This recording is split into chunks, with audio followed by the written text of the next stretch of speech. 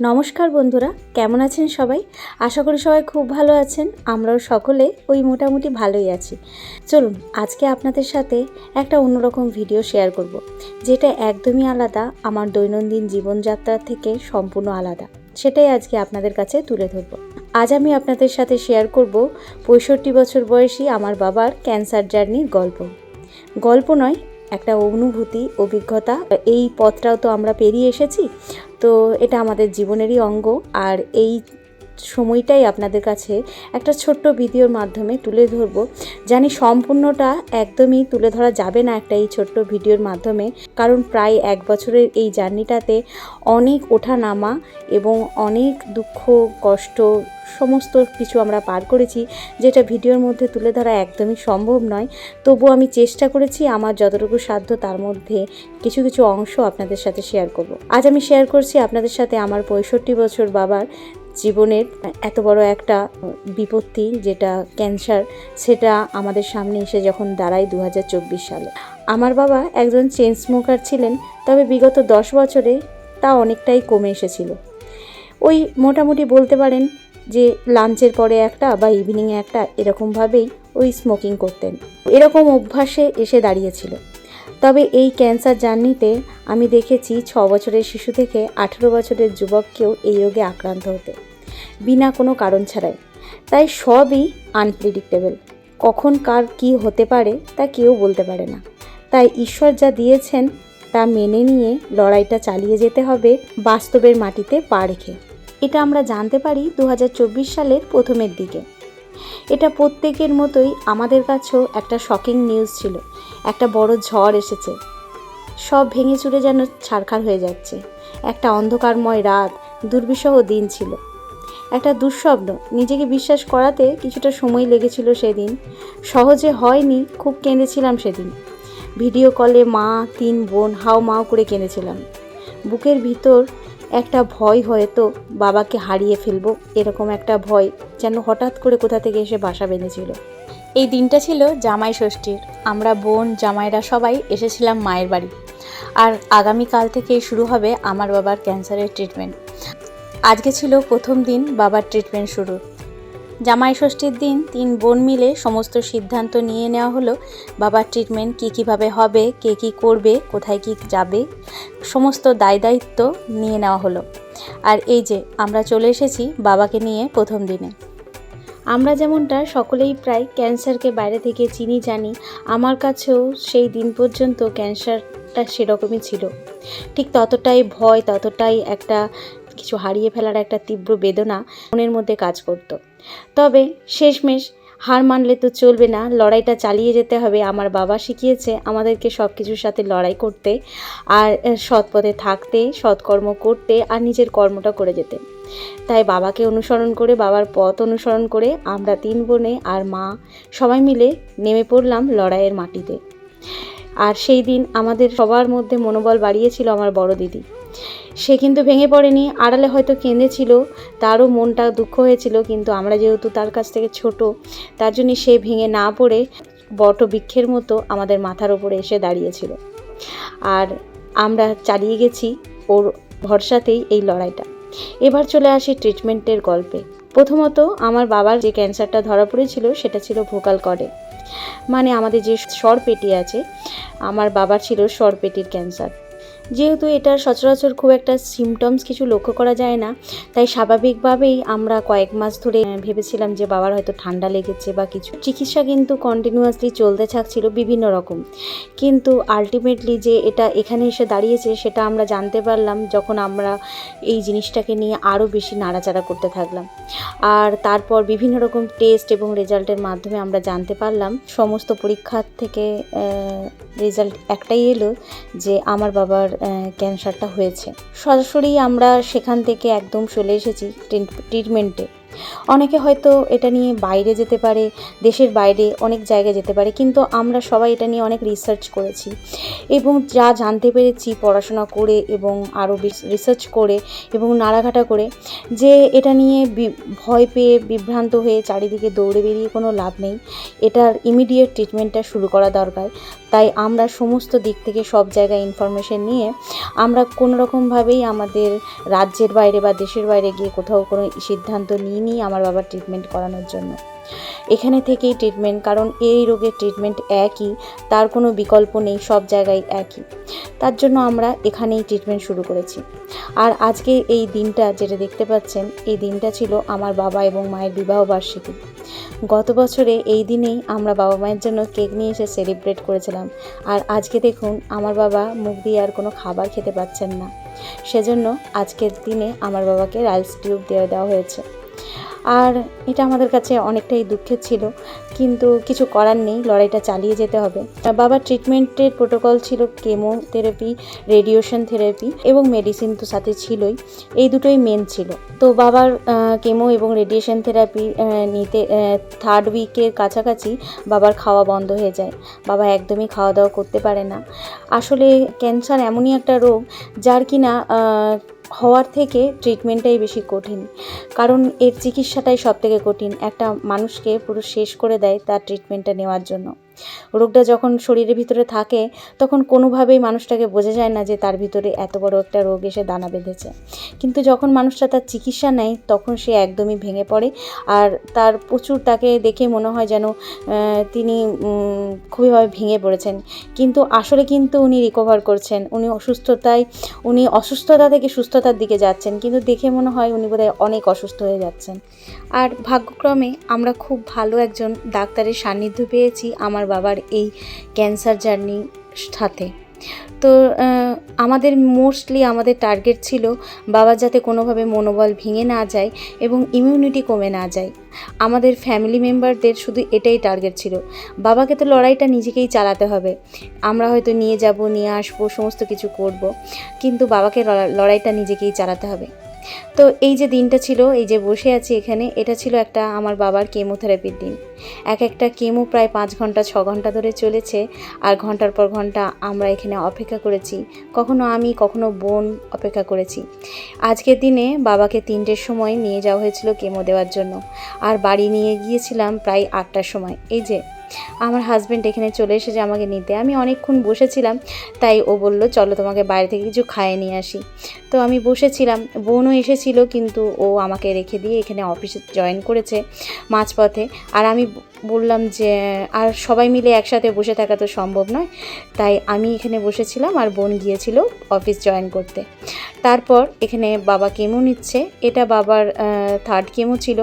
তো কেমো যত নিতে থাকছিল আমার বাবা তত বেশি যেন মনে হচ্ছিল আরও বেশি রোগাক্রান্ত হয়ে যাচ্ছে। মানে যখন রোগটা নির্ধারিত হয়েছিল তখন আমার বাবাকে অতটা অসুস্থ লাগেনি যতটা চিকিৎসা নেওয়ার সময় অসুস্থ হয়েছিল। তো আমরা স্বাভাবিকভাবেই আমাদের ডাক্তারবাবুকে প্রশ্ন করেছিলাম যে এরকম কেন হচ্ছে। তো ডাক্তারবাবু আমাদেরকে সমস্তটাই খুলে বলেছিল যে এই সমস্ত জিনিসই আসবে। আমার বাবার কিন্তু ক্যান্সারটা হয়েছে গলার ভিতরে স্বরপেটিতে, গলার ভিতরে স্বরপেটিতে। কিন্তু যেহেতু রেডিয়েশন নেওয়া হচ্ছে, তার জন্য রেডিয়েশন মানেই হচ্ছে রে দিয়ে পুড়িয়ে দেওয়া, তো সেজন্যই রেডিয়েশনের মাধ্যমে নেওয়ার জন্যই এই গলার মধ্যে বিভিন্ন রকমভাবে, যেমন স্কিনটা পুড়ে গেলে যে অবস্থা হয় সেই অবস্থাটাই হচ্ছিল ইনসাইড এবং আউটসাইড দুটো সাইডে। তো বাইরেরটা তো আমরা দেখতে পাচ্ছি, তার যত্ন নিতে পারছি, তাকে মলম লাগাতে পারছি, ওষুধ লাগাতে পারছি, বাইরেরগুলো তো সম্পূর্ণ করা যাচ্ছে। আর ভিতরের খাবার কিছু ওষুধ দিয়েছে, কিন্তু ভিতরের কষ্টটা একটু বেশি। তো যাই হোক, এখানে আমার বাবাকে ক্রিম লাগিয়ে দিচ্ছি আমি, আর বিভিন্ন রকমের মলম দেওয়া হয়েছিল, এটার জন্য প্রায় 2-3 রকমের মলম দেওয়া হয়েছিল। এই ট্রিটমেন্ট চলাকালীন ডাক্তারবাবু আমাদেরকে বলেই দিয়েছিল যে এরকম ধরনের অনেক সিচুয়েশন আসবে এবং অনেক পরিস্থিতি আসবে যেগুলো সামলানো খুবই চাপের হবে। তবু আমাদেরকে এই সমস্ত কিছু পার করতে হবে ওনাকে সুস্থ করে তুলতে। যতদূর আমরা জানতে পেরেছি, তাতে করে জানতে পেরেছি যে ক্যান্সার পেশেন্টের ট্রিটমেন্ট চলাকালীন তার কয়েকটা জিনিসের উপর খেয়াল রাখা খুব দরকার। এক হচ্ছে তার মনোবল, 2 হচ্ছে তার ইমিউনিটি, আর তার হেলথ, তার ওয়েট, এগুলো যাতে কোনোভাবেই না কমে যায়, আর তার যাতে মনোবলটা বেড়ে থাকে, তাকে উৎসাহিত করা, এগুলোই হচ্ছে মেইন কাজ হচ্ছে ফ্যামিলি মেম্বারদের, যেটা আমরা সবাই মিলে খুব ভালোভাবে পালন করেছিলাম। এই সম্পূর্ণ জার্নিটাতে আমি হয়তো কিছু কিছু ছবি পিকচারের মাধ্যমে, যেহেতু আমি ভিডিওগ্রাফি করি তার জন্যই আমি কিছু কিছু জিনিস তুলে রেখেছি, কিন্তু এই সমস্ত জার্নিটাতে আমার মা, দিদি, বোন সবাই একই রকমভাবে আমার মতোই লড়াইটা করেছে। হয়তো তারা ভিডিওগ্রাফি করে না বলে তাদেরকে এখানে তোলা যায়নি, কখনো কখনো বা তুলেছি। আর তারপরে এই যে বাবা থার্ড কেমোর পরে কন্ডিশনটা অনেকটাই খারাপ হয়ে যায়, আর সেই জিনিসটা তুলে ধরা আপনাদের কাছে সম্ভব হয়নি, কারণ সেই কঠিন পরিস্থিতিতে ভিডিওগ্রাফি করার মতো মন মানসিকতা থাকেনি। তো সেটা থেকে একদম সম্পূর্ণ ট্রিটমেন্ট সম্পূর্ণ শেষে আমরা চলে এসেছি। এই ছবিটা হচ্ছে আমার বাবার ট্রিটমেন্ট সম্পূর্ণ হয়ে যাবার 15 দিন পর ডক্টরের কাছে ভিজিট করতে যাওয়া হচ্ছে। আর এটা ছিল বাবার ট্রিটমেন্টের আগে ছবি। সেই ছবিটিতে বাবা আমার বোনের বাড়ি গিয়েছিলাম গাজন দেখতে, ওই প্রায় 1-1.5 মাস আগে। আর এটা আমার বোনের বিয়েতে বাবার একটি ছবি। দেখুন আজকের থেকে আমার বাবার এখনকার অবস্থা আর আগের অবস্থার মধ্যে কী তফাৎ এসে গেছে, কীরকমই না হয়ে গেছে। আর অসুস্থ মানুষটার সেবা দিতে দিতে একজন সুস্থ মানুষও দেখুন কীরকম অবস্থা হয়ে গেছে। আমার মায়ের চেহারাটাও এই টাইমে অনেকটা খারাপ হয়ে গেছে। আমার মাও অনেকটাই অসুস্থ, সেই নিয়ে আপনাদের পরে জানাচ্ছি। তো এই যে দেখুন এখন এই পরিস্থিতিতে এসেছি আমরা। যাই হোক, এই কঠিন জার্নিটা আমরা পার করেছি, অনেকটাই কষ্টের দিন ছিল। আর মাঝখানের টাইমটাতে তো আমরা অনেকটা ভেঙে পড়েছিলাম, হয়তো বিশ্বাসই করতে পারছিলাম না, হয়তো মেনেই নিতে পারছিলাম না যে বাবা কি এটা মেনে নিতে পারবে, শেষ পর্যন্ত কি টানতে পারবে। এরকম একটা সময় এসেছিল যখন আমরা খুবই মানে আতঙ্কের মধ্যে বলতে পারেন, ভয়ের মধ্যে কাটিয়েছি কয়েকটা সময়। আর আমাদের বাবা তো সহ্য করেছে, সাথে সাথে আমাদের জার্নিটাও অনেকটা কঠিন ছিল। আর সেটাই আমি সবার কাছে তুলে ধরলাম যে কীরকম হতে পারে এরকম জিনিস, এরকম বিপর্যয় যদি কারোর বাড়িতে চলে আসে। আর তবে একটা জিনিস এটা থেকে আমি বুঝতে পেরেছি যে মনোবল হারলে চলবে না, মনোবলটা অনেক বড় ব্যাপার। আর আমাদের মনোবলের জোরেই আজকে আমরা আমাদের বাবাকে আবার সম্পূর্ণ সুস্থ করে ফিরে পেয়েছি। আর সেটার জন্য বাবাও অনেকটা লড়াই করেছে। আমার বাবা অনেকটা স্ট্রং, কোনোভাবেই ওনার এত বড় একটা ট্রিটমেন্ট নেওয়ার পরেও উনি খুবই স্ট্রং মনের দিক থেকে, আর সেটার জন্যই উনি খুব তাড়াতাড়ি রিকভার করতে পেরেছেন। এটা ছিল আমার বাবা ট্রিটমেন্ট শেষে এরকম অবস্থা। আর এই যে দেখুন এটা মোটামুটি 1.5 মাস পর বাবার একটা স্পেশাল টেস্টের জন্য আমরা এখানে একটা জায়গায় এসেছি, আমাদের দুর্গাপুরেরই একটা বড় হসপিটালে। তো এখানে আমার বাবার একটা টেস্ট হবে ট্রিটমেন্ট শেষে 1.5 মাস পর। এই টেস্টটার জন্য এসেছি আমরা এখানে। আর আমার বাবা এখন অনেকটাই সুস্থ, আপনারা দেখতে পাচ্ছেন। আমার মাও এই ট্রিটমেন্ট চলাকালীন খুবই দুর্বল হয়ে পড়ে। বাবার ওয়েটটাকে বুস্ট করবার জন্য আমরা প্রায় সারাদিনে রাইলস টিউবে 17-18 বার বাবাকে খাবার খাওয়াতাম। আর সেটা ছিল ডাইরেক্ট সঙ্গে সঙ্গে খাবার বানিয়ে, টাটকা খাবার বানিয়ে পেস্ট করে ছেঁকে সেটা রাইলস টিউবে দিতাম। আর এই করতে করতে আমার বাবার ওয়েট গেইন করতে গিয়ে আমার মায়েরই 10 কেজি ওয়েট কমে গিয়েছিল। কিন্তু যাই হোক, আমার মাও এখন ভালো আছে আর বাবাও এখন ভালো আছে। আর এখন আমরা এসেছি প্রায় ট্রিটমেন্ট শেষে, মানে আমার বাবার এখানে সম্পূর্ণ ক্যান্সারের ট্রিটমেন্ট নেওয়া হয়ে গেছে। আর তারপর 1.5 মাস পরে আমরা এখানে এসেছি। এই যে আমার বোন এসেছে, এখানে বাবার 2-3টে টেস্ট হবে, মেজর টেস্ট, যেগুলো কিনা রেজাল্ট আউট হবে। যে বলে না পরীক্ষায়, তো আমার বাবা মোটামুটি বলতে পারেন একটা পরীক্ষা দিয়েছে আর তার রেজাল্ট আউট হবে আজকে, মানে পরীক্ষা দিতে এসেছে আজকে, যে কীরকম পড়াশোনা করেছে সারা বছর। তো যাই হোক, এই যে আমরা এখানে ট্রিটমেন্টে নিয়ে তারপরে এই যে চলে এসেছি রিপোর্ট দেখাতে ডাক্তারবাবুকে। আর এটা ছিল পুজোর 1 সপ্তাহ আগে, মানে দুর্গা পুজোর 1 সপ্তাহ আগে। তো আজকে আমার বাবাকে ডাক্তারবাবু ক্লিন চিট দিয়ে দিয়েছেন যে উনি সম্পূর্ণরূপে ক্যান্সার ফ্রি, আর ওনার কোনো রকম ওষুধ চলছে না আর ট্রিটমেন্ট শেষে। আর এখন শুধুমাত্র আবার 3 মাস পর চেক আছে আর 3 মাস পর টেস্ট আছে। তো এটা ছিল আমাদের দুর্গাপুজোর 2024-এর দুর্গাপুজোর 1 সপ্তাহ আগের রেজাল্ট। আগে আমরা বাবাকে ডক্টর দেখাতে নিয়ে এসেছিলাম। তো এই যে আজকে বাবাকে ক্লিন চিট দিয়ে দিল। আর আমার বাবা সম্পূর্ণরূপে এখন ক্যান্সার ফ্রি। তবে ক্যান্সার একটা এমনই রোগ যেটা কিনা বারে বারে ফিরে আসতে পারে, 1 বছর পর ফিরে আসতে পারে, 2 বছর পর ফিরে আসতে পারে, 5 বছর পর ফিরে আসতে পারে, অথবা কোনো দিন ফিরে নাও আসতে পারে, বা উনি অন্য কোনো রোগে বা অন্য কোনোভাবে হয়তো ওনার জীবনাবসান হতে পারে। কিন্তু এখন আমরা পুরোটাই ভগবানের ভরসে। যাই হোক, আমার বাবা এখন সম্পূর্ণরূপে ফিট, সুস্থ। তো আর এই দিনটা ছিল আজকের এই যে দিনটা, এখানে আমরা, এটা হচ্ছে দুর্গাপুজো, দুর্গা অষ্টমীর দিন। আমরা সবাই মিলে যাচ্ছি আমার বাবার একটি ইচ্ছে পূরণ করার জন্য। এই ভিডিওটা আমার চ্যানেলে আছে, তবুও আমি এর সাথে কিছুটা টাচ করলাম, কারণ আমার বাবার খুব ইচ্ছা ছিল, যখন আমার বাবা খুবই অসুস্থ ছিল, যখন একবারই বাবা একটা টাইমে গিয়ে বাবা হয়তো নিজেকেই বিশ্বাস করতে, আত্মবিশ্বাসটা হারিয়ে ফেলছিল যে হয়তো বা আমি আর ব্যাক করব না, কাম ব্যাকটা করতে পারবো না, বা অথবা এই দিনগুলো আর আসবে না, বা সবাইকে দেখতে পাবো না, এরকম একটা মনোবল যখন হয়েছিল, সেই টাইমে বাবা আমাদের ইচ্ছা প্রকাশ করেছিল যে আমি বাড়ি যাব, দেশের বাড়ি যাব, বা একে দেখবো, ওকে দেখবো, আত্মীয় স্বজনদের দেখবো। তো সেই ইচ্ছাটা পূরণ করবার জন্যই আমার দিদি আমাদের সবাইকে দুর্গা অষ্টমীর দিন দেশের বাড়ি নিয়ে যাচ্ছে, আর বাবার ইচ্ছাটাও পূরণ করার জন্য।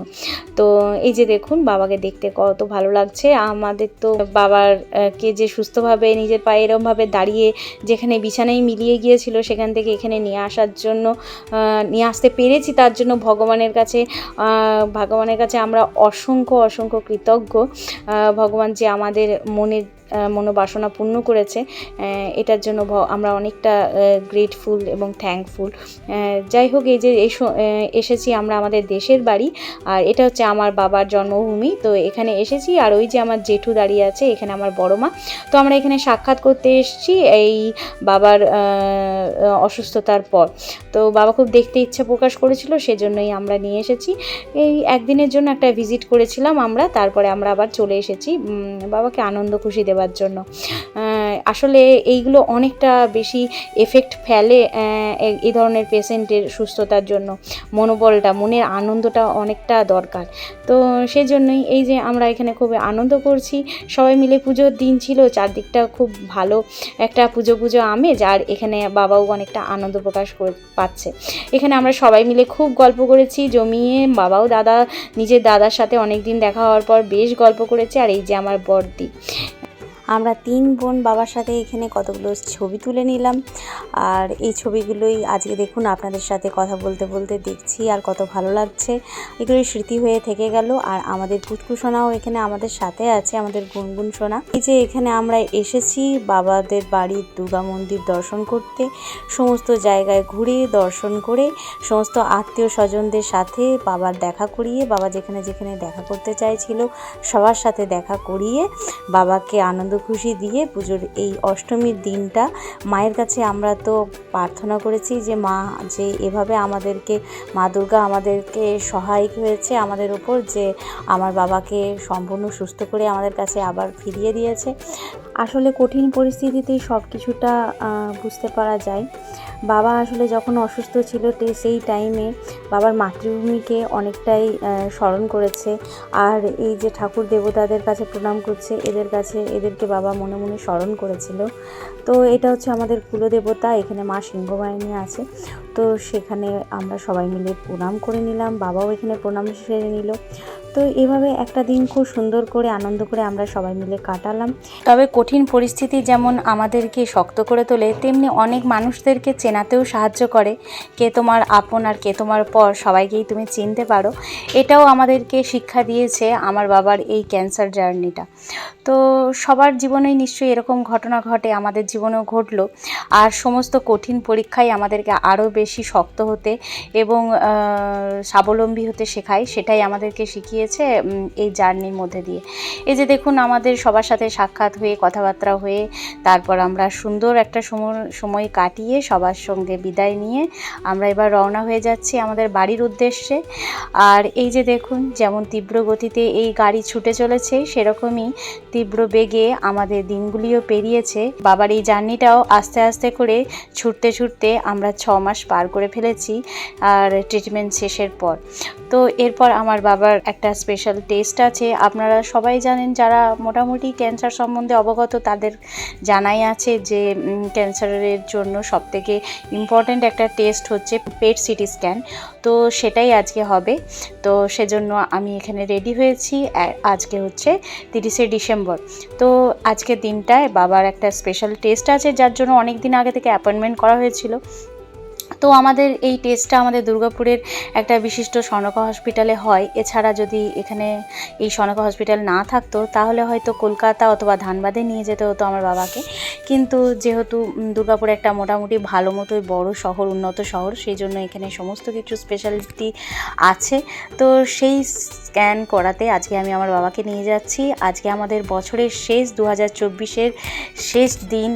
আগামীকাল 31শে ডিসেম্বর, আজকে হচ্ছে 30শে ডিসেম্বর। ও 30শে ডিসেম্বরের এই দিনটিতেই আমার বাবার এই স্ক্যানটি করাতে আমি আজকে নিয়ে এসেছি আমাদের দুর্গাপুরের বিশিষ্ট সনকা মেডিকেল হসপিটালে। তো এখানে নিয়ে এসেছি, এখানে বাবার পেট সিটি স্ক্যান হবে, যেটা ক্যান্সার পেশেন্টদের জন্য খুবই ইম্পর্ট্যান্ট এবং গুরুত্বপূর্ণ একটি টেস্ট। তো এটা 6 মাস অতিক্রান্ত হওয়ার পর হয়। তো সেজন্য আমার বাবারও এই ক্যান্সার জার্নিটা 6 মাস অতিক্রান্ত হয়ে গেছে, আর তাই আজকে এই টেস্টটা করাতে এখানে নিয়ে আসা হয়েছে। বা আগে থেকে বুকিং করা হয়েছিল অনলাইনে। তো এখানে এই টেস্টটা করানোর জন্য এখানে এখন পেমেন্ট করছি আমি। আর ওই যে বাবা বসে আছে ওখানে, এরপর বাবার ওখানে স্ক্যান হবে। এটা বেশ ঘন্টা 3-এর ব্যাপার, আর স্ক্যানটা একটু টাইম লাগে। তো এখানে নিয়ে এসেছি এই যে সনকা হসপিটালে। এখানে আমাদের দুর্গাপুরের মধ্যে এখানেই শুধুমাত্র এই টেস্টটা হয়। তো এটাও বাবার জন্য খুবই ইম্পর্ট্যান্ট একটা টেস্ট। এটাতে পরিষ্কারভাবে প্রকাশ পেয়ে বোঝা যাবে যে ক্যান্সারটা শরীরে আর কোথাও আছে কি না, বা সেটা সম্পূর্ণরূপে নির্মূল হয়েছে কি না। এটা খুবই একটা ইম্পর্ট্যান্ট। তো এই টেস্টটা করাতে নিয়ে এসেছি বছরের শেষ দিনে। বছরের প্রথমের দিকে জানতে পেরেছিলাম যে আমার বাবা ক্যান্সারে আক্রান্ত হয়েছেন এবং আমরা একদম হতাশার মধ্যে ছিলাম। কিন্তু আজকে এই এত লম্বা জার্নিটা পার করে এসে আজকে কিন্তু অনেকটাই কনফিডেন্ট আমরা, কেননা এখন আমি অনেকটাই অবগত এটা যে আর 5টা নর্মাল রোগের মতোই যে একটা নর্মাল রোগ, এটা এখন সচরাচর হয়ে গেছে। আর যে ভয় ভীতি যেটা ছিল, আসলে বলে না, নিজের ঘরের মধ্যে দিয়ে নিজেকে যদি সেটার মধ্যে এই রকম জার্নির মধ্যে দিয়ে পার হতে হয়, তাহলেই একমাত্র ফিল করা যায় আর সব কিছু লড়াইটা সম্পূর্ণ বোঝা যায়। তো এই লড়াইটা আমাদের সবাইকে, আমাদের পরিবারের সবাইকে স্ট্রং করে দিয়েছে এবং আমরা বুঝতেও পেরেছি এটাও আর 5টা রোগের মতোই একটা নর্মাল রোগ, যেটা কিনা খুব সহজেই সারিয়ে ওঠা যায়। কিছু লক্ষণ, কিছু জিনিস যদি আমরা চেক করি আর সেগুলোর লক্ষণগুলোর সম্বন্ধে, নিজেদের শারীরিক সম্বন্ধে যদি অবগত হই, তাহলে কিন্তু খুব সহজেই এটাকে আইডেন্টিফাই করা যায়। আমি এই জার্নিটার শেষে আপনাদের সবার কাছে এটাই বলবো যে নিজের শরীর সম্বন্ধে আর নিজের সম্বন্ধে একটু সচেতন হন।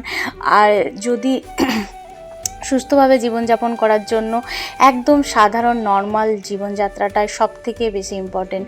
এখন আমাদের যেরকম জীবনযাত্রা হয়েছে সেইটা থেকে আমাদেরকে নর্মাল জীবনযাত্রা, যেটা আগেকার যুগে হতো, সেই রকম জীবনযাত্রা যদি আমরা থাকতে পারি, তাহলে আমরা এটাকে অনেকটাই অ্যাভয়েড করতে পারবো। এটা বেশিরভাগই একটু লাইফস্টাইল ডিসঅর্ডার বা একটু লাইফস্টাইলের যে আমাদের বিভিন্ন রকম আমরা এখন উন্নত হয়েছি, সেটার জন্য অনেকটা এটা দায়ভার বহন করে এই ধরনের রোগগুলো। তো যাই হোক, আমার বাবার এখানে স্ক্যান হয়ে গেছে, প্রায় ঘন্টা 2-এর একটা স্ক্যান ছিল। বসেছিলাম, আর এই যে বাবা এই টিফিন কেকটা এনেছে, আর বাবার জন্য একটা সুজি টিফিন আনা হয়েছিল। তো বাবা এটা এখানেই খেয়েছে, যেহেতু এটা খালি পেটের টেস্ট ছিল, তার জন্য বাবাকে এখানে বসে খাইয়ে নিচ্ছি। তারপর আমরা এখান থেকে বেরিয়ে পড়ব। আর বাবা এখানে এই হসপিটালটা, যেহেতু আমাদের এখানে কয়েকটা বছরই হয়েছে এই হসপিটালটা এখানে হয়েছে, তো সেই নিয়ে আমি আর বাবা এখানে আলোচনা করছি যে এটা কত ভালো হয়েছে আমাদের মতো সাধারণ নর্মাল মানুষদের জন্য। তাদের জন্য কত উপকার হয়েছে, তাদেরকে দূর দূরান্তে যেতে হয়নি, তারা এখানে বসেই সমস্ত করে নিতে পারে। এই বিষয়ে আমরা এখানে বাবা মেয়ে আলোচনা করছি। যাই হোক, আমাদের কথাবার্তা শেষে স্ক্যান করে আমরা এখান থেকে বেরিয়ে যাচ্ছি। তো বছরের শেষ অবধি আজকের দিনে আমার বাবার ট্রিটমেন্টটাই এতদূর পর্যন্তই হয়েছে। আর এরপর কি হবে ভবিষ্যতে, সে তো আমরা কেউই এখন থেকে বলতে পারি না। ভালো মন্দ যাই হবে, বাবা মায়ের সাথে থাকা, বাবা বাবা মায়ের পাশে থাকা এবং তাদেরকে বয়সকালে দেখাটাই আমাদের ছেলেমেয়ে হিসেবে কর্তব্য, আর সেটাই পালন করে যাচ্ছি। আর ভগবান এবং আমার গুরুজনদের আশীর্বাদ যদি থাকে আমরা এটা সারা জীবন করে যাব, যতদিন বাবা মাকে আমরা আমাদের মাথার উপর পাবো। তো এই তো চিকিৎসা করে টেস্ট করে আমরা এখান থেকে বেরিয়ে যাচ্ছি। এই টেস্টের রিপোর্ট কিছুদিন পর দেবে, সেটাও ওরা অনলাইনে জানিয়ে দেবে। তো তারপর আমরা রিপোর্ট কালেক্ট করে আবার ডক্টরের সঙ্গে ভিজিট আছে, আর ডক্টরের সঙ্গে ভিজিট হবে নতুন বছরে 2025 সালে, আর 2024 সালে রিপোর্টটা হয়েছে।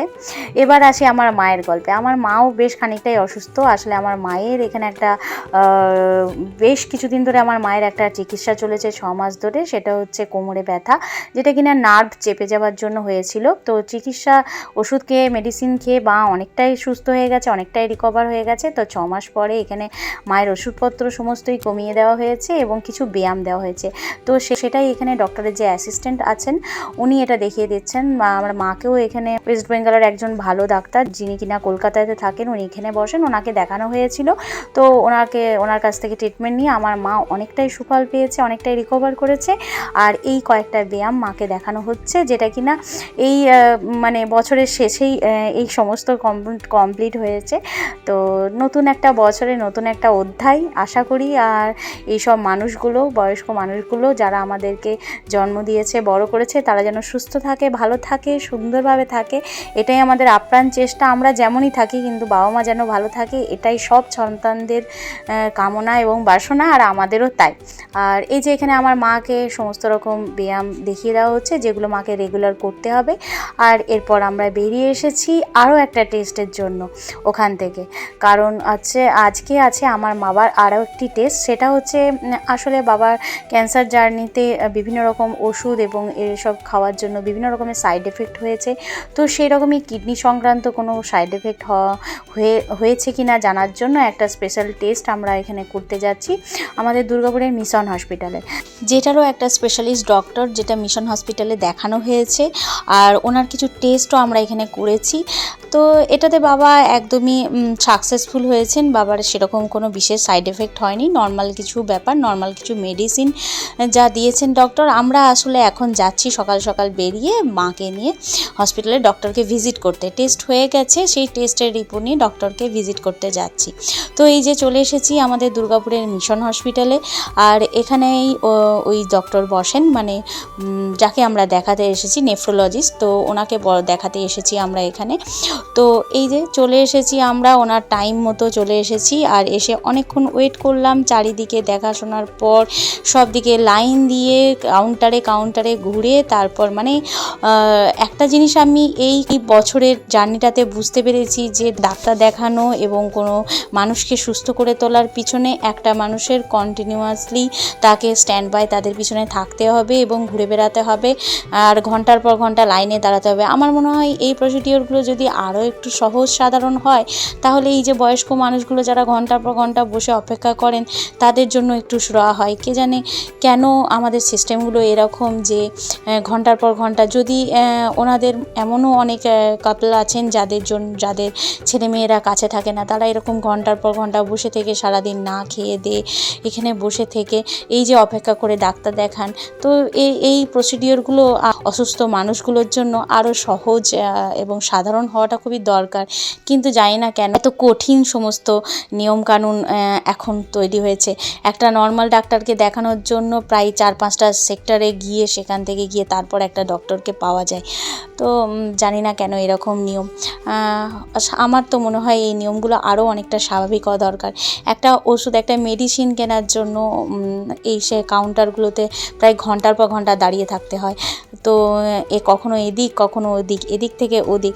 আমার বাবা আর মা এদের তো বয়স হয়েছে, তো বয়স্ক মানুষ। আমার মা অনেকটাই ধৈর্যশীল এবং সহ্যশীল, কিন্তু আমার বাবা তো একটু বয়স্ক মানুষ, একটু রাগী। তো এই প্রসিডিওরগুলোর জন্য বাবা অনেকটা বিরক্ত। মানে ট্রিটমেন্ট নেওয়াটা যতটা না টাফ, তার থেকে বেশি এই প্রসিডিওরগুলোর জন্য মানুষের সময় ব্যয় হয় আর শারীরিক হয়রানি হয়। তো যাই হোক, কোনো রকমে বুঝিয়ে শুধিয়ে আমার মা আবার বাবাকে এখানে বস করিয়ে রেখেছে। উনি কিছুতেই বসে থাকবেন না, শুধুমাত্র মেডিসিন নেওয়ার জন্য আমরা প্রায় 1 ঘন্টার মতো ওয়েট করেছি। তো যাই হোক, এই যে বাবা এখানে বসে আছে, আমাদের ডাক্তার দেখানো হয়ে গেছে। ডাক্তারবাবু বলে দিয়েছেন সেরকম কিছু মেজর ফ্যাক্টর নেই, নর্মাল কিছু ওষুধপত্র খেলেই ঠিক হয়ে যাবে। তো সেই সমস্ত দেখিয়ে আমরা কমপ্লিট করে তারপর চলে আসবো বাড়ি। তো এই যে এরকমই ছিল 2024 সালটা, আর এটা ছিল 2025-এর স্টার্টিং। তো আশা করি আগামী দিনগুলোতে, আগামী বছরগুলিতে আমার মা বাবাকে আমরা যত্ন করে ভালো করে রাখতে পারবো। আমরা 3 বোন সন্তান, আমাদের সবার আপ্রাণ এটাই চেষ্টা। তো যাই হোক, এইভাবে দিনগুলি কাটছে আমাদের। আশা করি আপনাদের আমার এই ভিডিওটি ভালো লেগেছে। যদি ভালো লেগে থাকে তাহলে সবাই পাশে থাকবেন, সাথে থাকবেন, সবাই সুস্থ থাকবেন। আজকের মতো এখানেই বিদায় নিচ্ছি, টাটা, সবাই ভালো থাকবেন। আমার বাবার যদি কোনো রকম নতুন আপডেট বা নতুন কিছু থাকে তাহলে অবশ্যই আমি তো ডেলি ব্লগিং করি, তার মাধ্যমে আপনাদের কাছে শেয়ার করব। এই ভিডিওটা একটা অন্যরকম ছিল, তার জন্যই শুধুমাত্র আমার বাবার সুস্থতা, অসুস্থতা এবং সমস্ত জার্নিটা আপনাদের কাছে তুলে ধরলাম। আর আশা করি আপনাদের ভালো লেগেছে এই জার্নিটা আমাদের, কেমন লাগলো। আর যদি আমার যারা ভিউয়ার্স আছেন তাদের মধ্যে যদি এরকম কারোর কোনো অভিজ্ঞতা থাকেন, তাদের গল্প আমার সাথে শেয়ার করতে পারেন আমার কমেন্ট সেকশনে। আমি যদি সেখান থেকে কোনো কিছু জ্ঞান অর্জন করতে পারি, জানি না এই জার্নিটা আমাদেরকে অনেক কিছু শিখিয়েছে, আর আরও অনেক কিছু জানার ইচ্ছা আছে। তো কেউ যদি আমাকে কোনো পরামর্শ, মতামত দেয়, সেটাও আমি গ্রহণ করব, খুব ভালো লাগবে। এটা একটা অন্যরকম ভিডিও, আশা করি আপনাদের ভালো লাগবে। তো যদি ভালো লাগে থাকে তাহলে প্লিজ পাশে থেকে সাবস্ক্রাইব করে, ফলো করে আমাদের উৎসাহিত করবেন। সবাই ভালো থাকবেন, সুস্থ থাকবেন, আর নিজের আপনজনদের সবার খেয়াল রাখবেন।